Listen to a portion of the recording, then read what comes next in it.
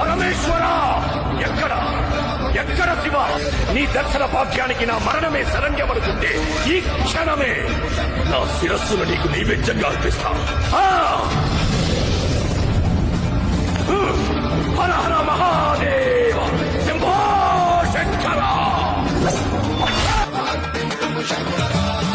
శివ శివ శంకర హర హర శంకర జయ జయ శంకర శంకర ప్రకట శుభంకర భయ భయం.